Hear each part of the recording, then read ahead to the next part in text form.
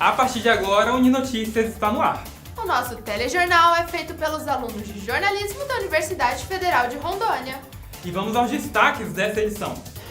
Número de violência aumenta significativamente em Vilhena.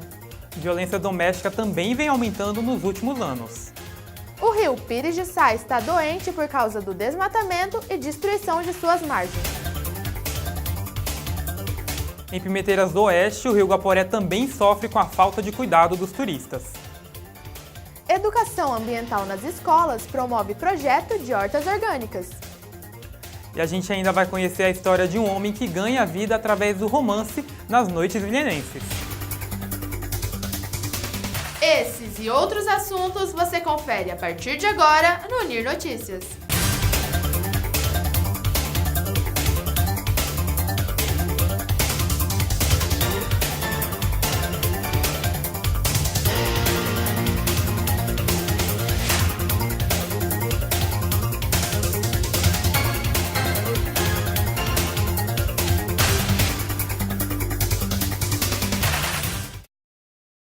Realizada essa semana na Unir, um simpósio que falou sobre os impactos da ditadura militar na região norte. Foi realizado ontem o simpósio Contatos, Ditadura Militar em Rondônia e Vilhena, na Biblioteca da Universidade Federal de Rondônia. O evento teve como objetivo debater os resquícios do período militar na região norte. O simpósio é resultado de uma pesquisa feita pelos professores Alisson Viana e Sandro Coferai, onde concluíram que a população não conhece a própria história. Vilhena é uma cidade com ruas que homenageiam militares que estavam no poder. A professora Lucileide Costa, da Universidade Federal da Bahia, também participou da palestra. Sua linha de pesquisa é voltada para as memórias dos militares, uma vertente pouco explorada. O evento foi aberto ao público. Dados levantados pela Polícia Civil têm mostrado algo que os vilhenenses já haviam percebido: o aumento da violência na cidade. E o destaque vai para os últimos 3 meses deste ano, setembro, outubro e novembro. E para quem foi vítima de um assalto, a insegurança é muito maior. A história que vamos contar agora é deste homem que prefere não mostrar o rosto. Há 3 meses, ele e a família foram vítimas de um assalto. Eles ficaram reféns de bandidos por 8 horas dentro da própria casa, período em que também sofreram ameaças. Eu estava jantando, aí de repente vi uns caras lá, não tinha que era um assalto, e colocou todo mundo no chão. Daí pegaram meu celular, pegaram a caminhonete, acharam a caminhonete, aí ficaram um pouco lá, uma meia hora, aí eram 3 caras. Aí depois 2 foram embora na caminhonete, um ficou cuidando da gente. Então, às 3 da manhã, nós ficamos no chão, na cozinha, até 3h15 da manhã. Eles ameaçavam, tinha hora que eles ameaçavam se a gente fizesse alguma coisa, ameaçavam em matar, ameaçavam em bater, ameaçavam em amarrar a gente. Tava eu, minha avó, minha tia e minha mãe. Os números não mentem. A criminalidade em Vilhena aumentou em mais de 10% de janeiro a outubro deste ano, se comparado ao mesmo período do ano passado. O levantamento foi feito pela Polícia Civil. Segundo eles, em 2017, foram registradas mais de 2.000 ocorrências de furtos e roubos na cidade. Já neste ano, o número saltou para 2.230. Mas a situação piorou mesmo no último trimestre. Em agosto, os registros de roubos e furtos saltaram de 180 em 2017 para mais de 240 em 2018. Em setembro, os números saíram de 190 para 200. Em outubro, o aumento foi ainda maior, de 200 para quase 300 ocorrências. O delegado Fábio, da Polícia Civil de Vilhena, explica o que contribuiu para o aumento. Os outros fatores que já são ligados mais à questão criminal mesmo, como por exemplo, na instalação de presídio na cidade, celulares de presídio, que isso é algo, parece que no Brasil todo, né, isso não se resolve, né, paralelamente a isso, houve um crescimento de crime organizado no presídio. Então, esses roubos, isso afeta diretamente roubo e homicídio na cidade de Vilhena. Ainda de acordo com o delegado, todos os casos estão sendo investigados. No último mês, 4 pessoas foram presas.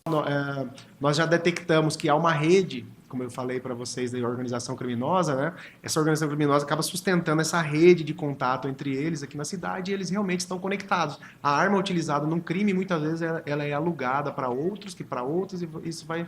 Essa arma, ou essas armas, elas vão passando, né, entre esses integrantes aí, como as motocicletas também. Já a Polícia Militar disse que para tentar frear o aumento da criminalidade, intensificou a fiscalização nas ruas.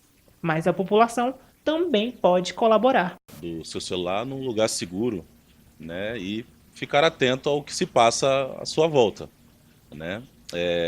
Ter maior cuidado ainda em certos horários. Então, nos horários do período da noite, que são mais frequentes também os crimes de roubo, né? E nos casos de furto, então é sempre importante que os donos da casa, se forem viajar, passar algum tempo ausente de casa, avisar os vizinhos que vão estar ausentes. E se por acaso virem alguma movimentação estranha em sua casa, ligar para o 190. Do assalto, o que ajuda muito a polícia é a identificação, né, as características dos meliantes, né? Então, se alguém por acaso chegar a ser assaltado, então tentar se acalmar para que consiga identificar características, né, tipo de veículo que foi utilizado, as vestes dos criminosos, e aí ligar no 190, passando essas informações que vão ajudar muito a polícia na captura dos criminosos. O número de violência contra as mulheres vem aumentando. Não só as mortes violentas, mas também a violência doméstica, os assédios e a pornografia como forma de vingança. Todos os dias, um grande número de mulheres, jovens e meninas são submetidas a alguma forma de violência. O sentimento de posse dentro do relacionamento, na maioria dos casos, termina em tragédias. É o caso desta mulher, que passou por momentos de horror em sua vida. E aí eu acho que quando ele percebeu que não tinha mais jeito, não tinha mais como voltar, foi quando começou as ameaças, né? Dizendo que ele não queria me ver com ninguém, que eu não tinha direito de me relacionar com ninguém, né? E sempre me ameaçava, sempre dava um jeitinho de mandar recado pros amigos, ligava e número não identificado. E aí uma vez, quando eu tava voltando do meu trabalho, ele tentou me atropelar de carro. Inconformado com o término de um namoro de 4 anos, seu ex-companheiro tomou uma atitude extrema. E daí, quando foi no belo dia, ele me ligou às 5 horas da manhã com o telefone de uma outra pessoa, e eu atendi. E aí no telefone ele em prantos, chorando, que nem uma criança, dizendo que queria se desculpar, que antes de eu ir embora, que ele pediu perdão, que não era pra mim ir embora daquele jeito, né, que ele queria me dar o último abraço, que ele conversando comigo no telefone, dizendo que queria falar comigo, eu resolvi falar com ele. Levantei de pijama, fui até a porta da sala, isso 5 horas da manhã, meus pais ainda estavam dormindo. Aí eu fui lá, entrei dentro do carro e eu percebi que ele tava bêbado, né, pelo modo de falar e pelo cheiro também de cachaça. E aí ali, conversando, ele muito nervoso, ele travou as travas do carro, ligou o carro e me levou pro aeroporto da cidade, que ficava aproximadamente uns 8 quilômetros longe da cidade, né. E aí, chegando lá, eu já percebi que ele tava com maldade, ele já tava com segundas intenções. E aí eu comecei a me desesperar, eu comecei a chorar. Comecei a pedir pra ele, calma, né, que a gente ia conversar, que tudo ia ficar bem. E ele o tempo todo nervoso, e falava coisa por cima de coisa. E ao mesmo tempo que ele me ameaçava, ele pedia desculpa. E daí quando chegou lá no local, no aeroporto, ele quebrou meu aparelho de celular. Daí foi quando ele me agrediu mesmo. Foi quando ele me deu um murro, foi quando ele me chutou, foi quando ele puxou meu cabelo, foi quando ele tentou me enforcar. E aí ali, na verdade, eu vivi os piores dias da minha vida. Naquele momento eu achei mesmo que eu ia morrer. Na maior parte das vezes, os agressores saem impunes de seus atos, seja por medo das vítimas em denunciar ou por burlar o sistema judiciário. Se escondeu, ficou 48 horas escondido, camuflado, ninguém sabia onde ele estava, e depois ele se apresentou com um advogado. Para as vítimas, a delegacia especializada no atendimento à mulher em Vilhena realiza ações de prevenção, proteção e investigação dos crimes de violência doméstica e sexual. Caso a mulher seja vítima de um crime de lesão corporal, ela registra a ocorrência, é encaminhada para o exame de corpo de delito, se ela verificar a necessidade, também o delegado que analisar, né, porque aí tem um plantão, de pedir medida protetiva, é pedido medida protetiva, né, o delegado tem 48 horas para requerer medidas de proteção e o juiz 48 horas para conceder. Em regra, é pedido de imediato e é encaminhado para o Poder Judiciário e, analisando a necessidade realmente da decretação, é decretada essa medida protetiva. 7 mulheres morrem vítimas por dia de violência no Brasil. Estatísticas que colocam o país em 5º lugar no ranking entre os que mais cometem feminicídio no mundo.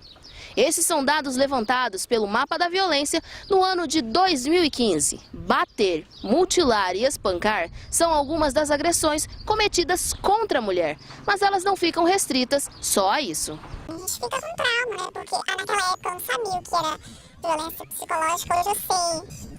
Geralmente começa primeiro com a violência psicológica para depois vir para a violência física, né? Então hoje eu consigo identificar. Então qualquer coisa, qualquer tipo de comportamento, entendeu? Que eu consigo identificar dentro do que eu vivi, aí já bloqueia, né? Já cria um certo bloqueio. Muitas das vezes eu consigo até identificar quem está passando por violência psicológica. Até pelo comportamento da mulher eu sei se ela está passando também por violência física.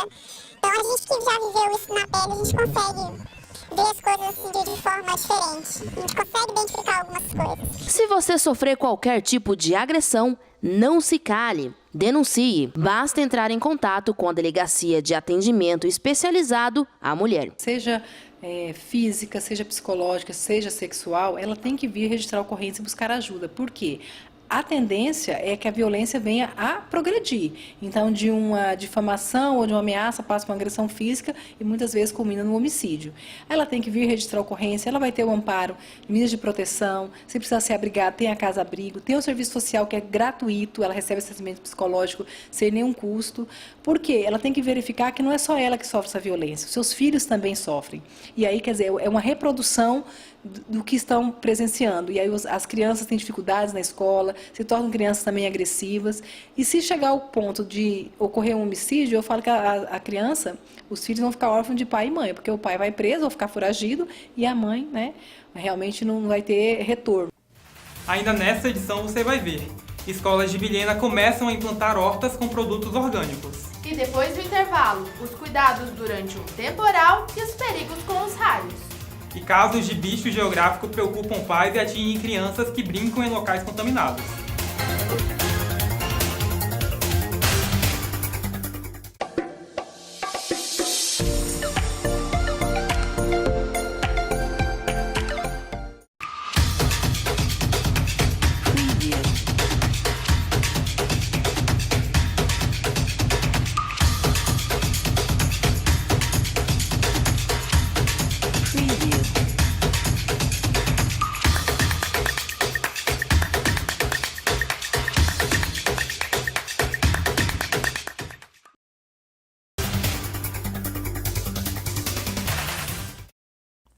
Um seminário de jovens e adultos foi realizado essa semana na Unir.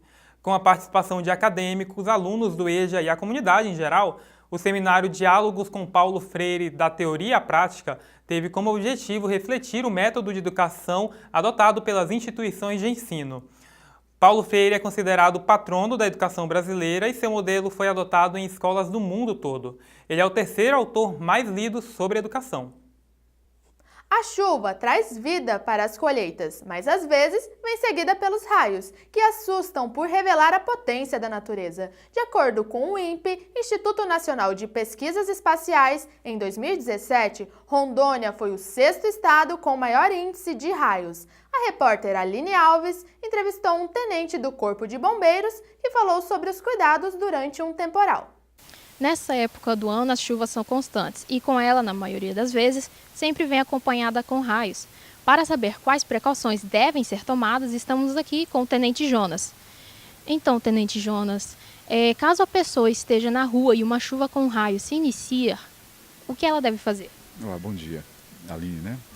Então, Aline, os raios eles são descargas atmosféricas que ocorrem realmente nesse período chuvoso, né?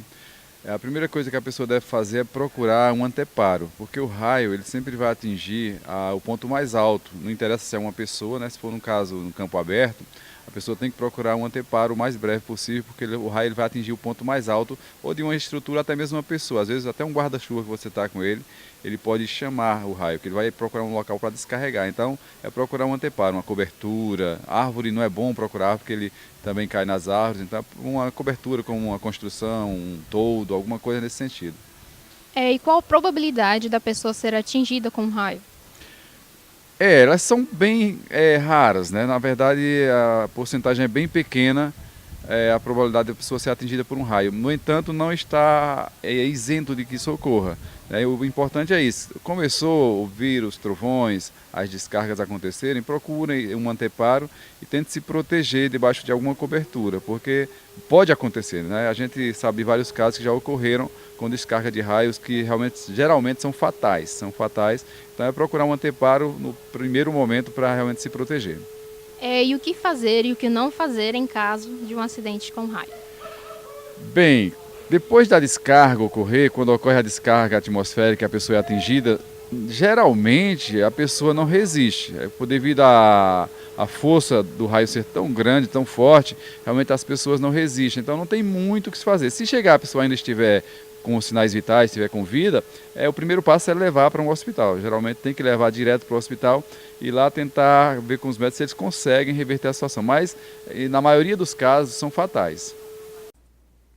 Doença de pele típica de países tropicais, o bicho geográfico atinge principalmente as crianças. Um dos principais motivos é a exposição em locais contaminados com a larva da doença. As férias chegaram e o que as crianças mais querem é brincar. Um bom lugar para extravasar as energias são os parquinhos. Balanço, gangorra, escorregador, eles amam tudo isso. Mas pode existir algo no meio dessa areia capaz de acabar com toda a diversão. O nome, bicho geográfico. Mas e aí? Será que os pais se preocupam com essa doença? Fico preocupada com isso, não. Quando eu tenho que trazer eles para brincar, não fico pensando nos bichinhos, não. Depois eu passo um remedinho e logo desaparece. Eu acho que os pais não têm assim uma certa preocupação. Eles chegam e colocam as crianças para brincar, né? Mas que tenha bicho geográfico, eu acredito, porque os portões ficam abertos e os cachorros entram. A larva migras cutânea, conhecida popularmente como bicho geográfico, é uma doença de pele transmitida principalmente pelas fezes de cachorros e gatos. E apesar de não oferecer nenhum risco à saúde, ela causa um grande desconforto. Pés e bumbuns das crianças são as áreas mais vulneráveis, e coceira e vermelhidão são alguns dos sintomas. A Leda sabe bem o que é isso. Mãe do Frederico, de apenas 2 anos de idade, precisou tratar a doença há 1 mês. E onde que estava o Dodói? No pé, né?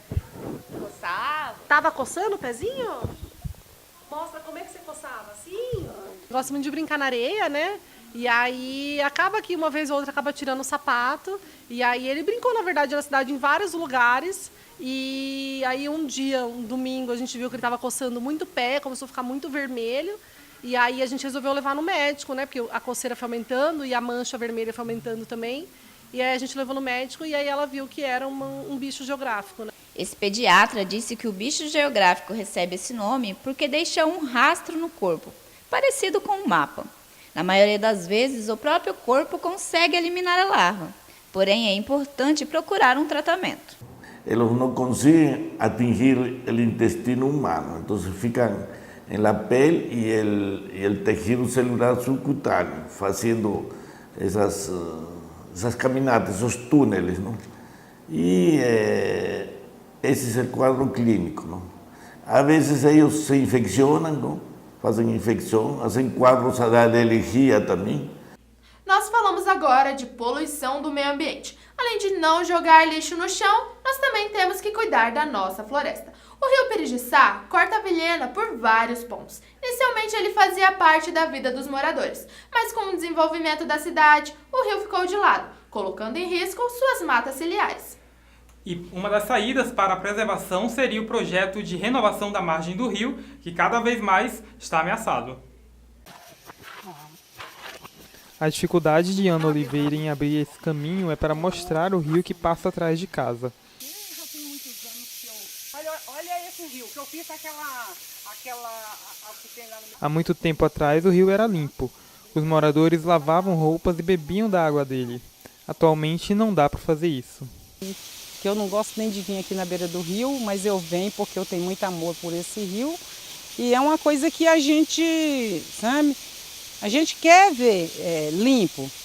É a nossa cidade, a nossa natureza, é uma coisa que a gente tem que preservar. Ana Néria é outra que há muito tempo vem lutando pelo Pires de Sá. Desde 1999, a professora, junto com alunos da Unir e de escolas da cidade, trabalha pela preservação das matas ciliares do rio. E foi todo um trabalho de muita luta, de denúncia, de passeata, de campanha, até que a comunidade de Vilhena acordou para isso. E já nos primeiros anos de luta, um acontecimento inesperado.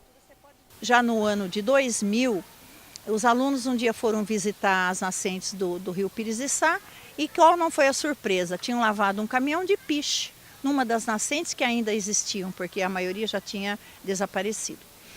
E isso aí nos causou muita revolta entre os alunos e todo mundo. Fomos no IBAMA, denunciamos, e o IBAMA fez um relatório com visitas em toda a extensão do rio, fotografando, foi feito um relatório, e esse relatório foi entregue como denúncia no Ministério Público.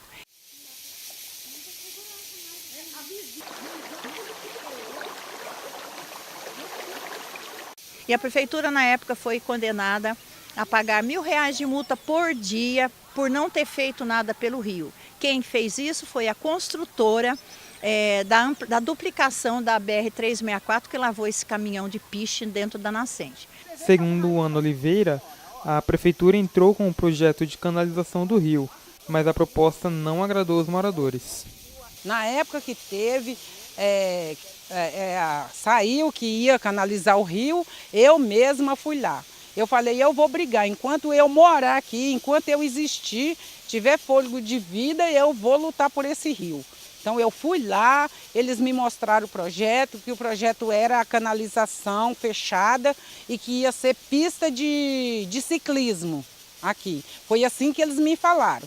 Então, a gente não tem nada, desses últimos anos não foi feito nada basicamente através do município. Tem que trabalhar em cima disso, mas a gente vai começar a partir de agora. Em meados de 2005, uma empresa do senhor Vitório Abraão, ex-prefeito da cidade de Vilhena, começou a construir um condomínio perto do rio. Porém, a construção ficava dentro da mata ciliar e acabou sendo embargada. Inicialmente, o Ministério Público informou isso ao sistema judiciário e manejou uma ação civil pública a respeito disso. Essa ação civil pública inicialmente embargou a propriedade. A tentativa do Ministério Público é retirar a situação irregular que está na beira do rio para que seja construído ou refeito ou regenerado uma nova mata ciliar. Esse condomínio já existia alguma coisa bem antiga já. Eu estou com esse processo, mas eu vou ler, eu tenho que estudar ainda, eu não sei te informar como está o andamento. Eu sei que ele foi multado, que teve problema, que ele foi impedido de trabalhar lá, de fazer o condomínio lá, e de fato ele não pode. Se o senhor Vitório Abraão, que cometeu o dano, foi condenado, ele que é obrigado a reparar o dano. A prefeitura se torna isenta dessa responsabilidade. Se ele não reparar o dano, será acumulado de multa, de mais penalidades, corre risco até mesmo de responder processo criminal e ser preso por isso. Enquanto lá o processo corre na justiça, do lado de cá, a dona Ana pede por preservação. Fazer uma fiscalização rigorosa para que as pessoas tomem conscientização que esse rio não é uma coisa para eles estar jogando porcaria. Cachorro morto, rato morto, tudo que é porcaria dentro. Não tem condições, é colchão, é tampa de geladeira, tudo que é porcaria, não tem cabimento. Então, olha, Vilhena tem, as autoridades têm que tomar uma atitude com isso, sabe? Porque tem que preservar.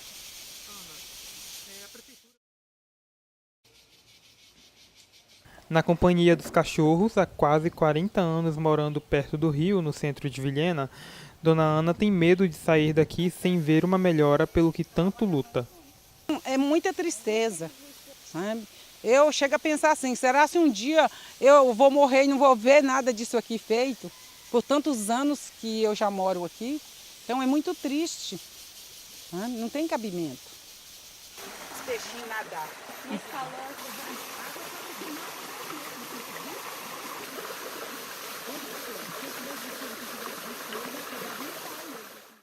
E depois do intervalo você vai ver. Escolas municipais começam a implantar hortas com produtos orgânicos. E ainda, vamos conferir a história de um homem que ganha vida através do romance. Unir Notícias volta já!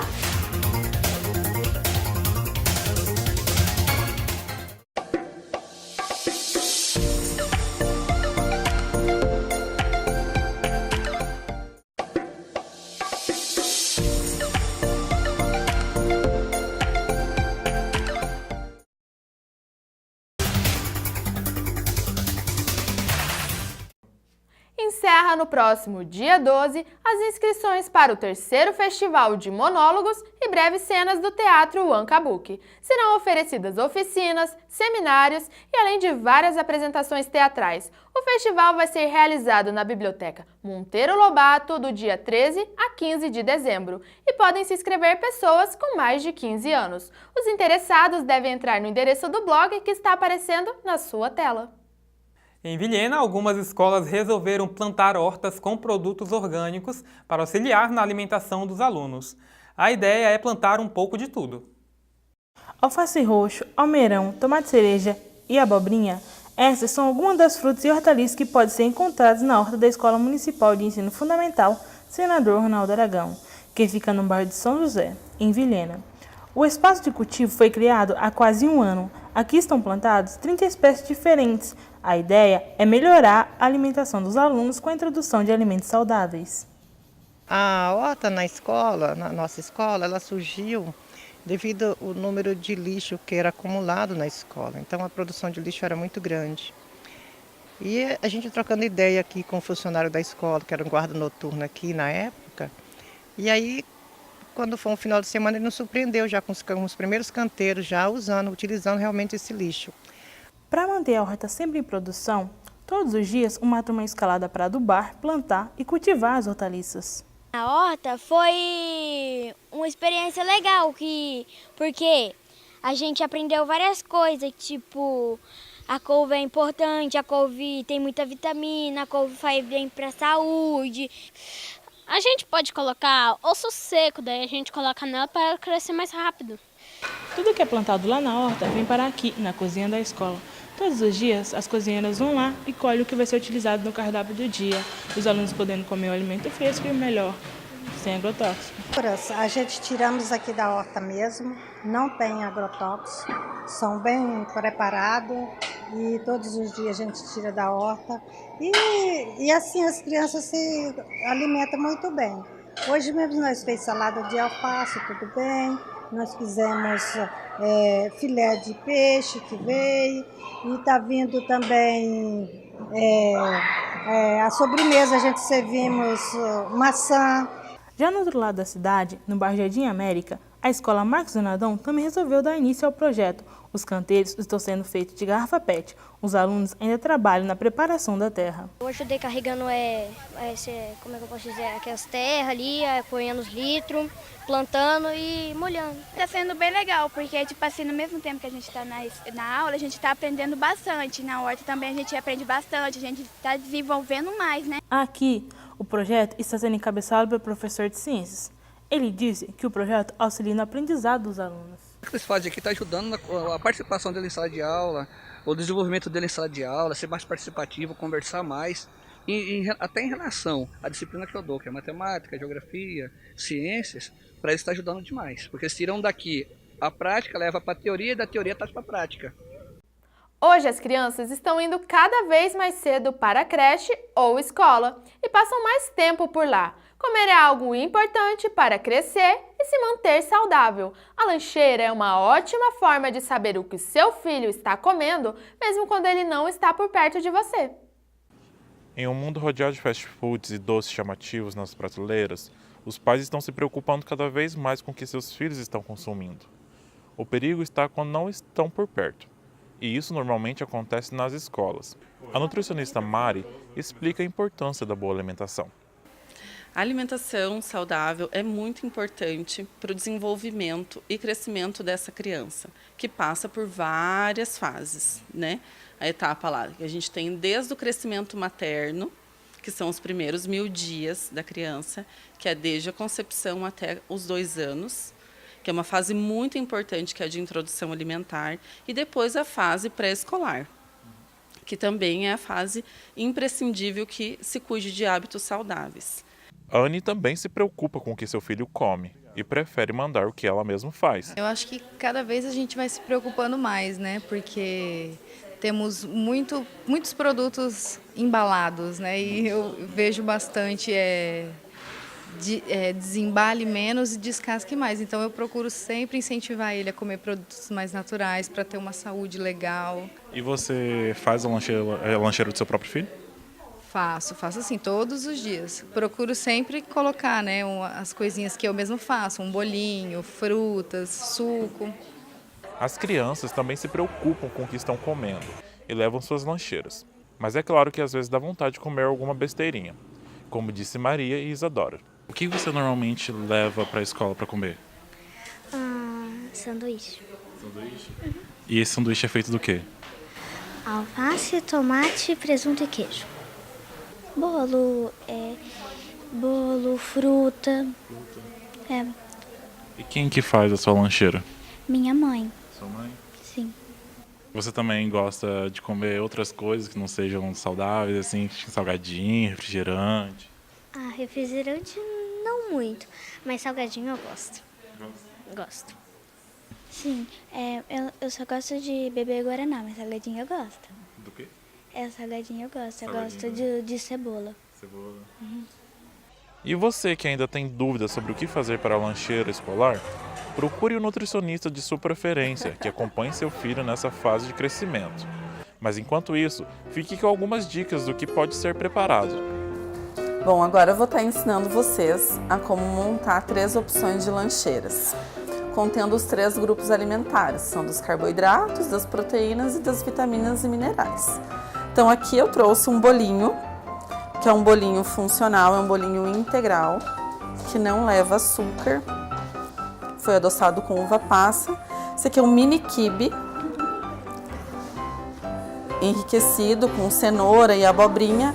E é importante frisar que eu cortei uma manga aqui em formato de ossinho, que é para estimular o consumo da criança a comer. Então é muito importante para os pais também estarem sempre utilizando alguns formatos lúdicos para que a criança também goste e se estimule a comer. Aqui tem um pãozinho integral que pode ser passado requeijão ou enviado também algum queijo e mais melão cortadinho em formato de nuvem. E aqui eu tenho um bolinho de banana e cacau, que é feito com cacau 100%, pãozinho de queijo e melancia cortado em estrelinhas também para estimular o consumo dessa criança.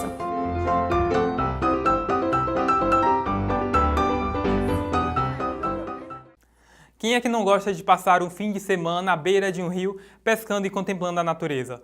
Coisa boa, né? Mas, infelizmente, nem sempre o turismo deixa boas consequências ao meio ambiente, principalmente quando o turista não toma o devido cuidado. Esse é o Rio Guaporé. Exuberante de águas profundas, o local é um dos destinos prediletos dos amantes da pesca esportiva. Mesmo diante de tanta beleza, nem tudo é poesia por aqui. Imagens como esta retratam o descaso e o desrespeito com quem lhe oferece fartura e aconchego. Que daí tem muita gente, né? Tem muita gente que vem de fora para aproveitar o rio, que por sinal ele é muito lindo, é uma beleza que só nós temos aqui e devemos preservar. O Rio Guaporé tem uma extensão de aproximadamente 1.500 quilômetros, passando pela cidade de Cabixi e Pimenteiras do Oeste, aqui no interior de Rondônia, onde estamos agora. Abrigando uma biodiversidade. Todos os anos, entre 15 de março a 15 de novembro, é aberta a temporada de pesca, trazendo para cá pescadores de todo o Brasil, que acampam à sua margem. No entanto, a pesca pode ter um reflexo negativo, com o descarte incorreto do lixo, prejudicando o local e os animais que vivem por aqui. Agora, a conscientização é, como eu vou dizer, não são só os turistas, são pessoas que tentam abrir um acampamento, depois abandonam, igual é o caso desse que está aqui atrás. As pessoas não dão mais manutenção e deixam o lixo, os eletroeletrônicos, tudo para trás. Aí depois vai deteriorando e vai acabando com o meio ambiente. Para tentar diminuir o impacto no meio ambiente, um mutirão de limpeza foi criado há 10 anos por moradores da região. A ação começou no município de Cabixi e essa é a primeira vez que a equipe faz o trabalho em Pimenteiras. Naquela época a gente fazia o entorno das vilas ali de Cabixi e o rio Cabixi, né? E agora, só lá na região de Cabixi, a gente fez 230 quilômetros de navegação. E aqui em Pimenteiras, agora que o projeto está expandindo para cá também, hoje parece que terminaram em torno de 200 quilômetros, 250 quilômetros também, né, de área de ação também, né.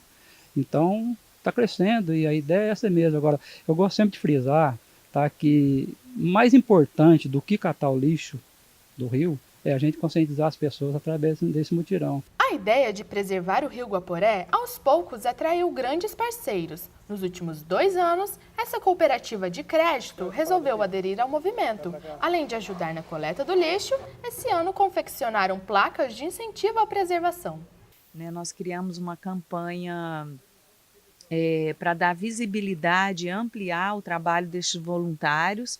Nós criamos no ano passado um VT, onde nós mostramos já milhares de pessoas e mostrando as belezas do Rio Guaporé, como também o trabalho dessas pessoas voluntárias, né, e sobre a importância de se preservar o Rio Guaporé para as futuras gerações.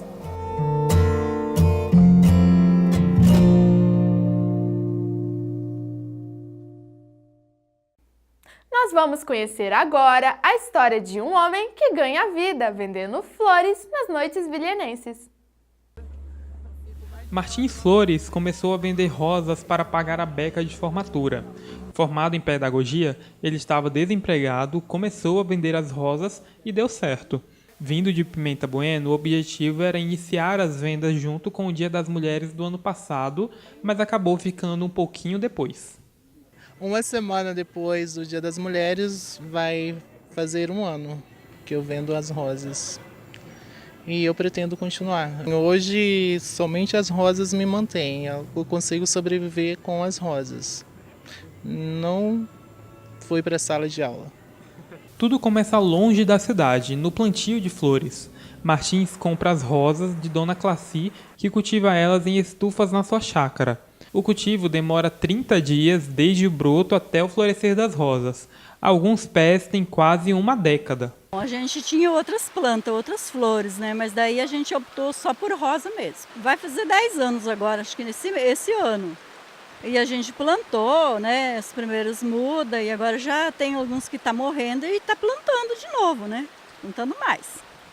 Com muitas plantações em volta, como da soja, os venenos aplicados nelas acabam afetando o cultivo de Dona Claci, que ficam logo ao lado, fazendo as folhas ficarem amarelas.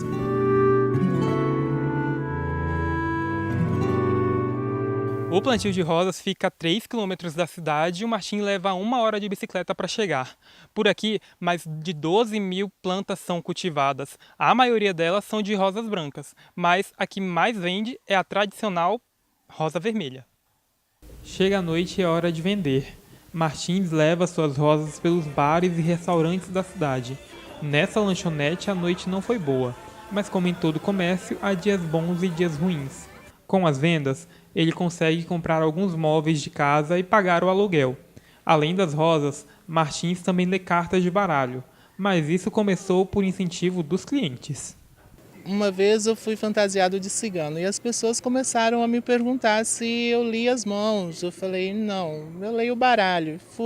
Comprei o baralho cigano e aí quando eu saio fantasiado de cigano, eu leio as cartas. A eternidade, assim como o amor, é formado por lembranças, e nada como uma linda rosa para marcar um momento especial. Seja com as cartas ou as flores, Martins faz sucesso, ainda mais entre os casais apaixonados. Por que vocês compraram a rosa dele? Por que você comprou? Pra ela. Tem algum motivo especial? Minha namorada, né? Pra fazer uma moralzinha. Tem que fazer, né? E essa foi mais uma edição do Uni Notícias. Você pode participar com a gente enviando sugestões e comentários para o nosso e-mail tv@unir.br ou pelas nossas redes sociais. É só buscar por TV Unir. E lá no nosso site você pode rever essas e outras reportagens. É só acessar tv.unir.br. Obrigada pela sua companhia e tenha um bom final de semana. Bom final de semana e até o próximo programa.